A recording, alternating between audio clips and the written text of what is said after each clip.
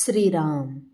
साधक हो, सध्या आपण सोमवार ते शनिवार श्री ब्रह्मचैतन्य गोंदवलेकर महाराज यांच्या परंपरेतील साखरखेर्डा येथील संत परमपूज्य श्री प्रल्हाद महाराज यांचे श्री देवीदास अमृत मोहरील लिखित संक्षिप्त चरित्राचा आस्वाद घेत आहोत.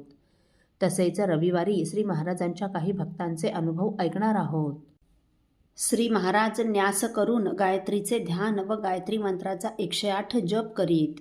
नंतर उपस्थान व दिग्वंदन करून संध्या पूर्ण करीत. नंतर मौन धरून नियमाचा 13 माळा मंत्र जप करीत असत. साखरखेर्ड्यास असताना हा 13 माळा मंत्राचा जप ते श्री रामानंद महाराजांच्या गाभाऱ्यात उभे राहून करीत असत, तर परगावी बसून करीत. सकाळचा जप झाल्यावर सेवेकऱ्यांकडून श्री गुरु गीता आत्माराम वाचून घेत किंवा कुणी सेवेकरी नसल्यास स्वतः वाचित व त्यावर गोड निरूपण करीत. हे निरूपण श्रवण करण्यासाठी गावातून काही ज्येष्ठ व वृद्ध मंडळी येत असत. त्यात दाजीबा सिंदीकर हे प्रामुख्याने असत. नंतर मंत्रानुग्रह घेण्यासाठी आलेल्या मंडळींना मंत्रानुग्रह देऊन कृतार्थ करीत. नंतर श्री महाराज नियमितपणे 12 सूर्यनमस्कार घालीत असत.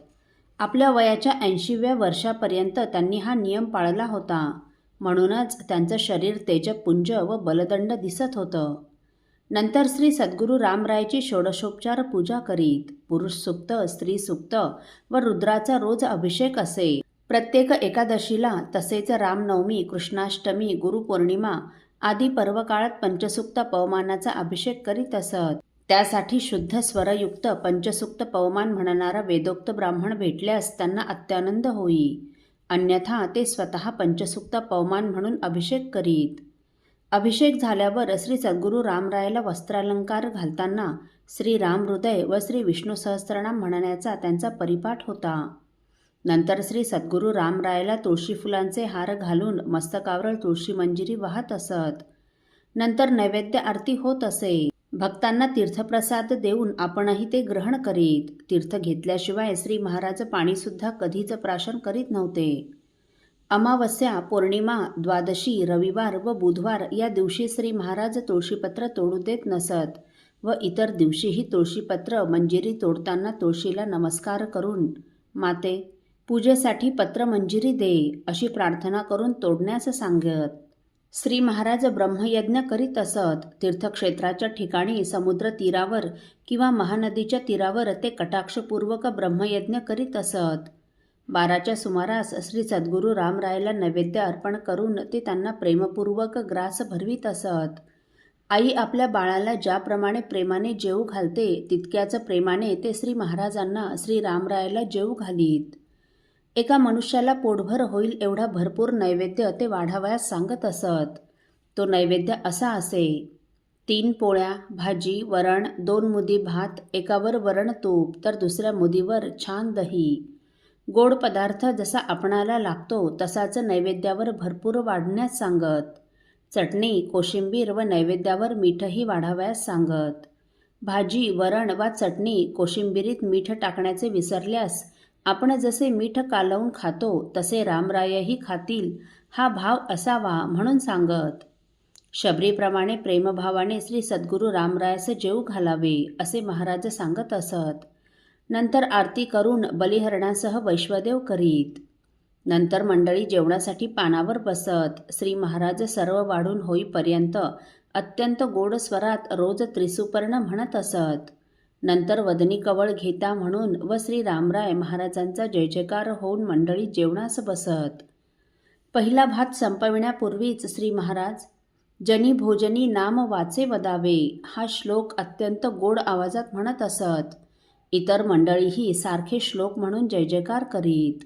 भोजन करणारा बहुतेक प्रत्येक जणच श्लोक म्हणत असे, परंतु एखादा नवीन असल्यास व त्याने श्लोक म्हटला नसल्यास श्री महाराज त्याला आपणाला श्लोक म्हणण्याची सवय आहे ना असं विचारीत. तेव्हा तोही हो म्हणून श्लोक म्हणत असे.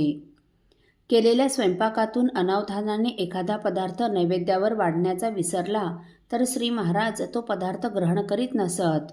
किंवा भाजी वरणात मीठ टाकण्याचे विसरले तर श्री महाराज ते भाजी वरण तसेच खात असत. ते जेवताना व नेहमी उजव्या हातानेच पाणी पित असत.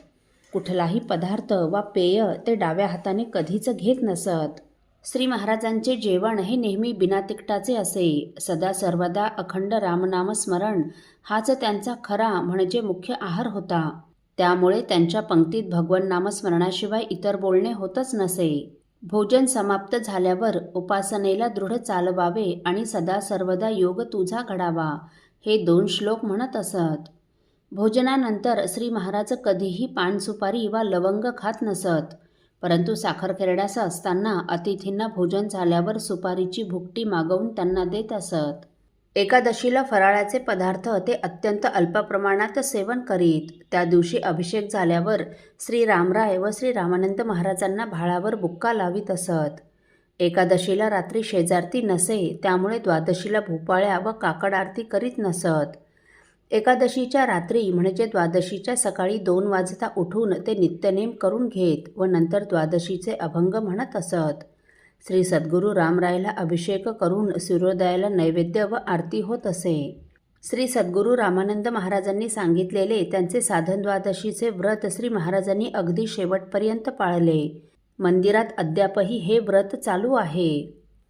असो साधक हो, परमपूज्य श्री प्रल्हाद महाराजांची दिनचर्या आपण पुढील भागात देखील ऐकणार आहोत. श्रीराम समर्थ. आपल्यातील कोणा श्रींच्या भक्तांना श्रींचे काही अनुभव आले असतील तर कृपया आपण मला ते 9422843253 अथवा सुनील दादांच्या 9892608401 या व्हॉट्सअप नंबरवर कळवावेत अशी नम्र विनंती. श्रीराम समर्थ.